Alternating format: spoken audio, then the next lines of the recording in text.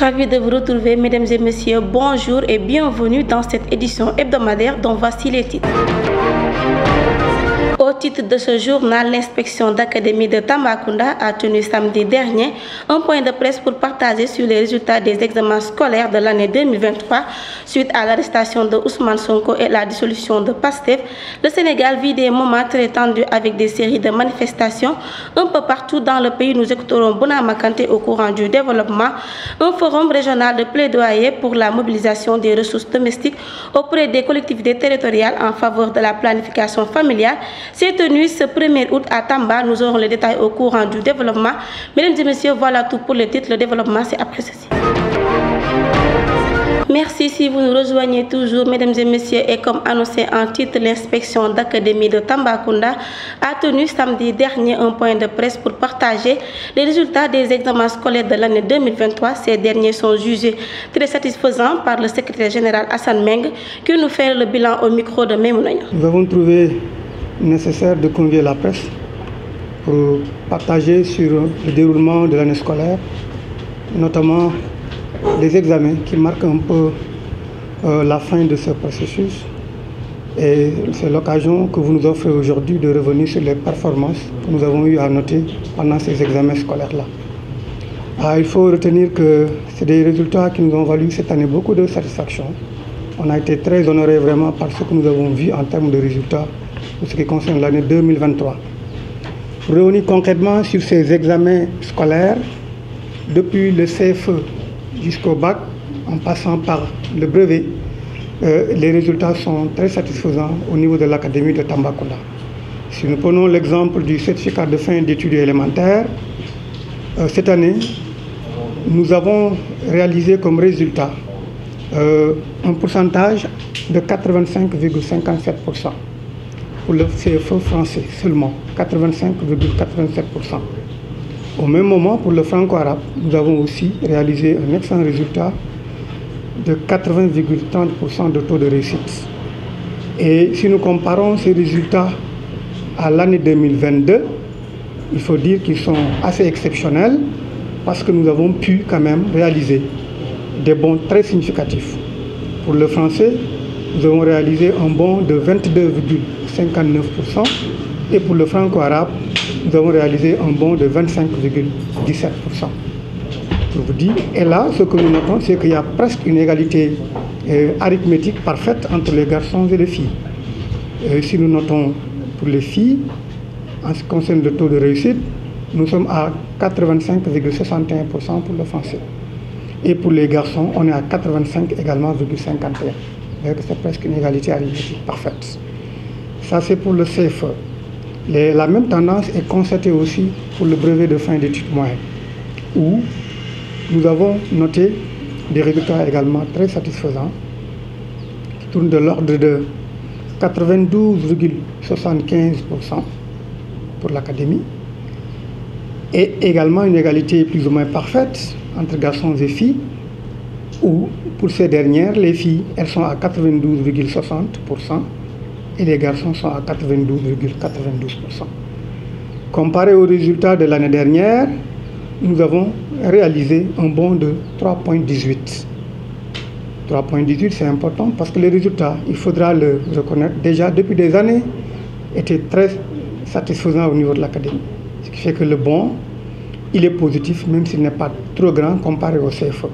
Parce que tout simplement, on était dans une dynamique de très bonne performance depuis quelques années. Et nous avons confirmé cela en 2023. Si nous prenons le bac général, la même tendance également est constatée. Parce qu'en 2023, nous avons atteint un résultat de 47,77%. Et ça, c'est pour les résultats globaux, concernant toute l'académie, candidats du public comme candidats du privé. Maintenant, la particularité, c'est que si nous prenons les candidats du public seulement, public, contre non pris des candidats du privé, les résultats sont records parce que ils sont de l'ordre de 70,31%. Vous imaginez que ça, quand même, c'est dans l'histoire, disons, des résultats au niveau de la région, c'est assez exceptionnel. Le Sénégal, à l'instar des pays membres du partenariat de Ouagadougou, s'est engagé à réduire le fardeau de la mortalité maternelle, néonatale, infantile et des adolescents jeunes pour l'atteinte des ODD à l'horizon 2030. À cet effet, un forum régional de plaidoyer pour la mobilisation des ressources domestiques auprès des collectivités territoriales en faveur de la planification familiale s'est tenu ce 1er août à Tambacounda. Reportage signé Memounagna. Dans le cadre de sensibiliser les élus territoriaux des régions de Tambacounda, Kédougou, Fatick, Kolda, Sédhiou et Ziguinchor sur les enjeux de la planification familiale et la participation des collectivités territoriales dans le financement de la planification familiale, notamment l'achat des produits. Un atelier a été organisé ce 1er août à Tambacounda, dans un hôtel de la place. Effectivement, elle n'est pas. Il faut dire qu'au niveau de la région de Tambacounda, le taux de prévalence contraceptive est de 15%.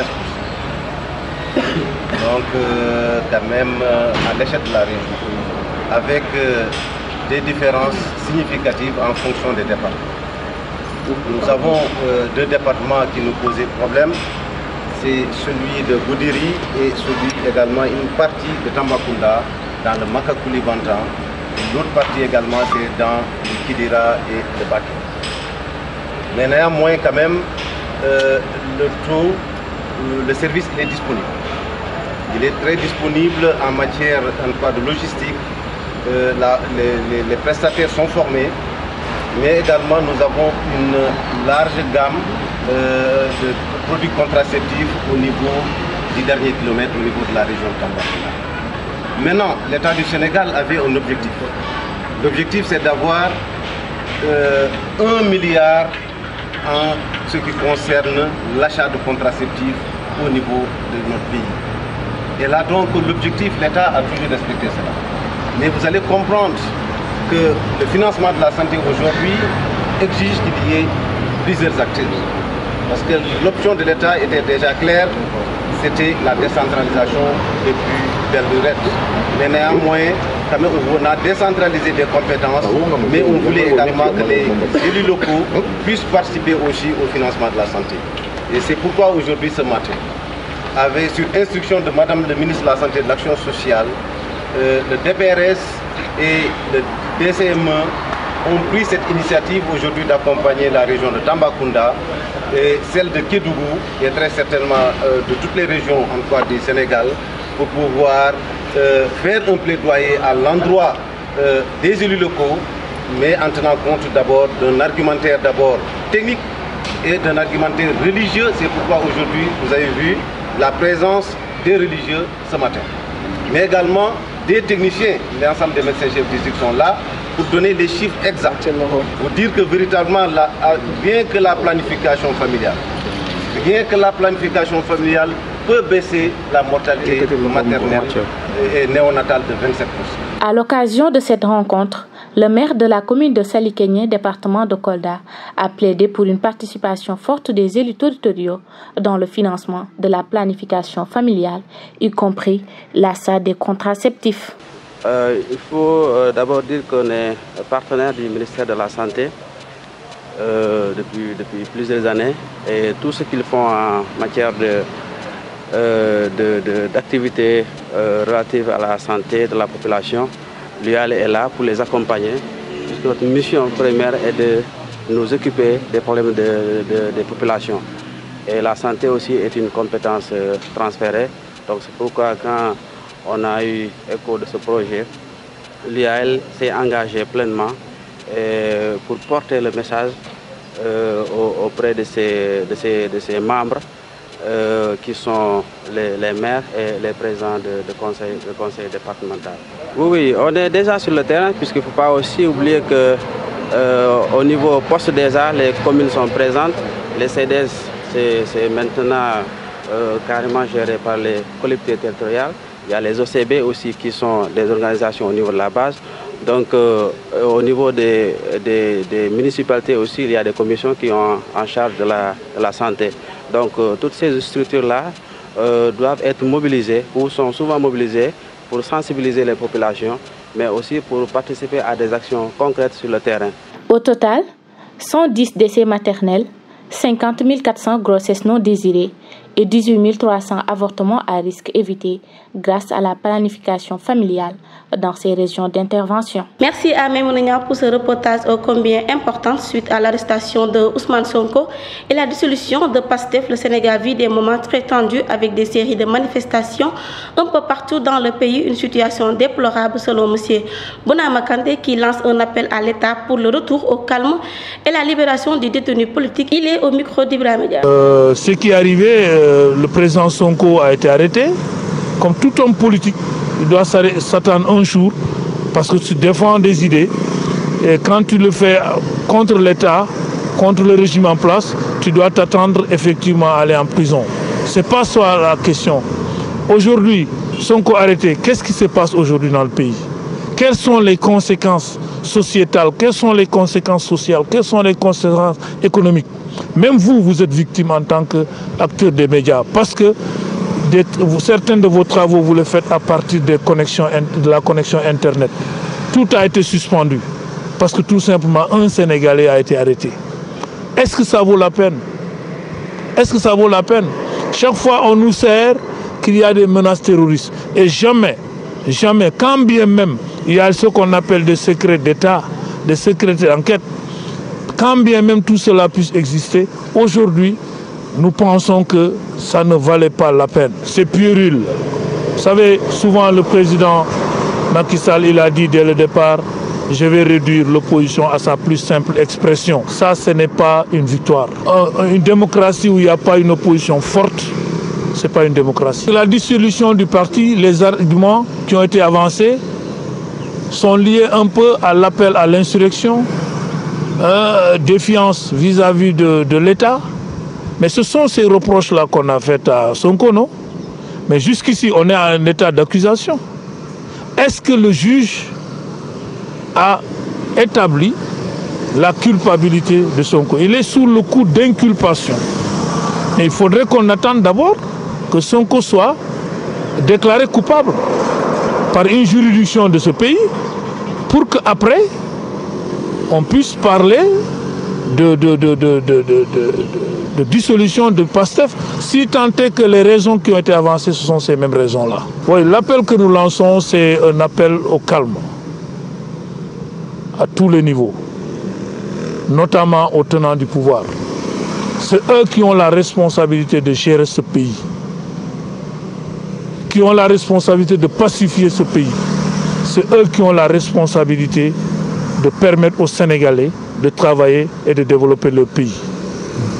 Depuis l'arrestation de Sonko, le tissu économique est suffisamment secoué. Aujourd'hui, l'Internet fonctionne à mi-temps.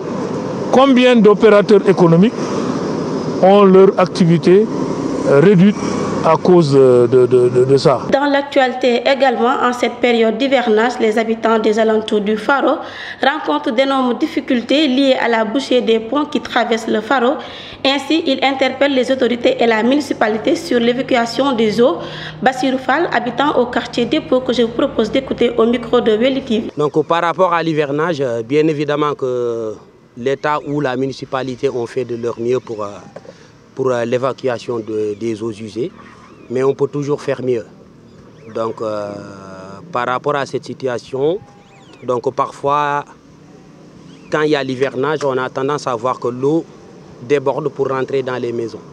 Donc on interpelle tout le monde, les autorités, la municipalité, l'État, que chacun fasse de son mieux pour mieux aménager, comme on dit, le Faro, pour l'évacuation des eaux.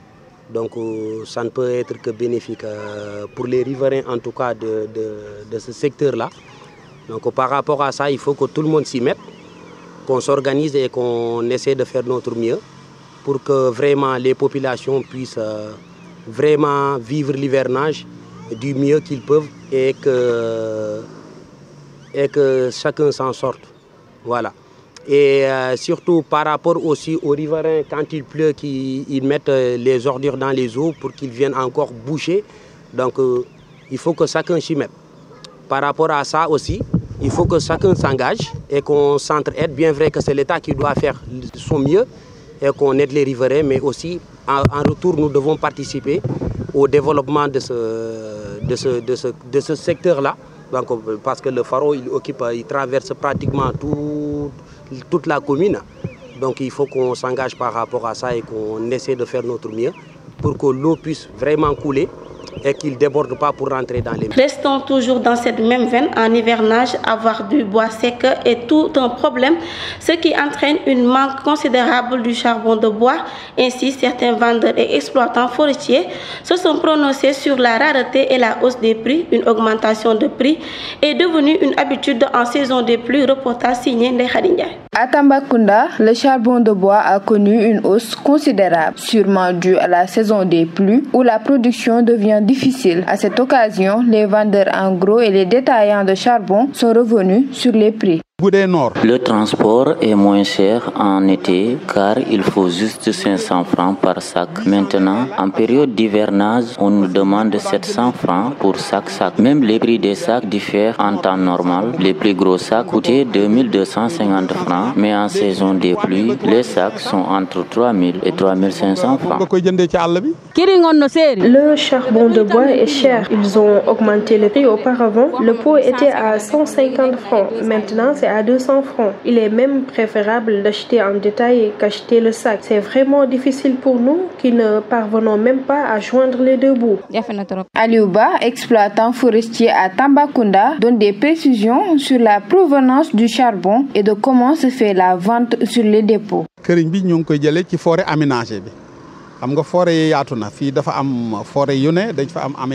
Le charbon de bois provient des forêts aménagées. Ils sont vastes et chacun d'entre eux contient des parcelles et des blocs qui sont aménagés. De ce fait, on est obligé d'acheter les sacs dans les blocs. En même temps, on a des employés qui sont chargés de couper les bois. C'est ainsi que nous parvenons à les amener et les vendre dans les dépôts. Les difficultés sont nombreuses en cette période parce que le charbon se fait rare à cause de la pluie. Les gens ont tout le temps besoin de charbon. C'est nous qui en manquons parce qu'on avait l'habitude d'avoir entre 100 à 200 sacs. Maintenant, on peut rester des semaines sans avoir même 50 sacs.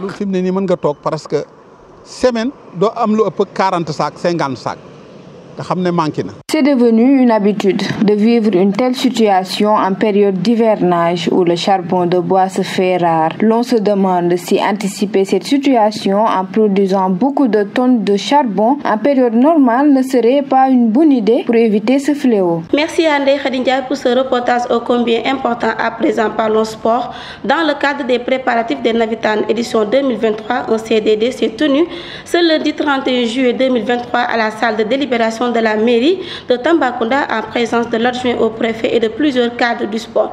Sambou Soumano, président de l'ODCAV, se réjouit de cette rencontre tout en remerciant les parties prenantes. Suivant ce reportage signé Amina Fall. Un comité départemental de développement consacré aux Navétanes à Tambacounda s'est tenu en présence de plusieurs autorités et des cadres du sport. Sambou Soumano, président de l'ODCAV de Tambacounda, est revenu sur les objectifs de la rencontre. Voilà, donc c'est d'abord remercier l'autorité, à savoir le préfet, et remercier aussi tous ceux qui ont eu à faire le déplacement, à savoir nos partenaires de la police, des sapeurs, de la gendarmerie, des arbitres, aussi nos autorités locales qui nous accompagnent aussi, à savoir les mairies et le conseil départemental. Donc, comme à l'accoutumée, avant de démarrer officiellement les Navétanes, donc on a l'habitude de tenir un CDD, donc qui marque le démarrage de nos activités, donc sous un peu la présence du préfet. Donc c'est ce qui a été tenu aujourd'hui, 31 juillet 2023. Donc c'est pour qu'on puisse prendre de concert avec l'autorité territoriale les dispositions nécessaires pour que les activités du mouvement Navétane puissent se passer dans de bonnes conditions. Toutefois, il faut rappeler que le président de l'ODCAV de Tambacounda n'a pas manqué de souligner l'élaboration d'une politique de sensibilisation sur les violences dans les Navétanes et les migrations. Renforcer la sensibilisation par rapport un peu aux violences. C'est vrai qu'on touche du bois. Hein, donc Tamba, donc très tôt, on a pris des dispositions par rapport à cela. Donc on souhaite que cela puisse continuer. Donc c'est juste lancer un appel à tous les acteurs du mouvement navétane, que chacun mette un peu du sien, donc pour qu'il n'y ait pas de violence, que ce soit dans les quartiers, que ce soit au stade. Parce qu'on sait que le navétane, il y a trop de passion dans le navétane. Donc il faut que les gens puissent un peu raison garder et pour faire prévaloir l'esprit de fair play. La sécurité, là, ça commence par nous-mêmes d'abord. En plus de cela, il y a des milliers de personnes qui se déplacent. Là où des milliers de personnes se déplacent, donc le minimum, c'est de leur assurer la sécurité. Donc ça, quand même, on va prendre toutes les dispositions nécessaires, donc en relation avec nos partenaires, donc pour essayer de tout faire pour rassurer les gens qui viennent au stade. Et aussi, nous sommes dans un autre contexte, c'est un peu l'immigration clandestine. C'est vrai qu'au stade, on a l'habitude avec John Ben de lancer des messages.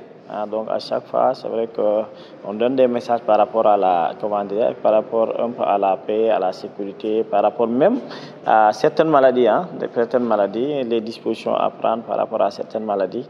Et aussi, on va y associer cette année des messages de sensibilisation par rapport à l'immigration clandestine. En marge de ce CDD, l'adjoint au préfet Moussa Sambo est revenu sur les dispositifs sécuritaires qui seront mis en place avant, pendant et après les compétitions pour garantir la sécurité des biens et des personnes. Il est toujours au micro de Amina. Et que l'organisation des activités de navétane est du ressort exclusif de l'ONCAV, qui au niveau départemental est représenté par le DECAV, dont le président est là à ma gauche. Donc pour les dispositions organisationnelles, ces dispositions sont laissées également à la responsabilité exclusive de l'ODECAV. Mais les dispositions sécuritaires, en partenariat avec la police et la gendarmerie, on a pris les dispositions nécessaires pour quand même pouvoir sécuriser les activités de navétane. Et ces dispositions sécuritaires sont prises avant, pendant et après les matchs. Il nous a été posé quand même des problèmes liés à la difficulté de gestion sécuritaire au niveau du stade, des problèmes relatifs à l'éclairage, dont le président du conseil départemental a apporté des éclaircissements par rapport à la prise en charge qui est prévue dans ce sens, mais également un problème relatif au comportement des supporters, mais également des responsables d'ASC qui sont très souvent au niveau du stade. Et à ce titre, on appelle l'ODECAV ainsi que les présidents de zone à faire une sensibilisation massive auprès des supporters pour quand même aider les forces de défense et de sécurité à mener à bien leur mission de sécurisation des personnes et des biens. Et pour nous, notre part, il est hors de question en fait pour cette édition 2023 de tenir des matchs dans ce contexte. Donc il faudra nécessairement à tout point de vue prendre les dispositions sécuritaires pour chaque match, autant au niveau de la commune de Tambacounda, autant au niveau des communes du département de Tambacounda. La première instruction est à fouiller pratiquement toutes les personnes qui ne disposent pas de laissez-passer permanent en fait. Les autres personnes que l'on considère comme des autorités, bon, c'est des autorités au niveau du mouvement navétane, mais ce n'est pas des personnes qui sont quand même exemptes de contrôle. Donc les fouilles seront opérées auprès de toutes les personnes qui vont accéder à ce stade. Et ça pour deux raisons. Déjà, la première raison, on est dans un contexte un peu particulier à l'instant au niveau national, mais on est à Tambacounda, dans une zone frontalière où la menace terroriste existe. Donc, pour des raisons sécuritaires, on demande quand même au président de l'ODECAV et à toutes les personnes qui sont censées venir au stade durant les activités de navette en 2023 de faciliter la tâche aux forces de défense et de sécurité pour leur permettre de faire le travail dans de très bonnes conditions et leur permettre de faire le fouille et le contrôle au cas échéant. Ainsi met fin à cette édition, mesdames et messieurs. Merci de l'avoir suivi. Merci à l'équipe technique et rédactionnelle qui ont participé à la bonne réalisation de ce journal. Quant à moi, je vous donne rendez-vous à la semaine prochaine pour un nouveau tour de l'actualité du Sénégal oriental.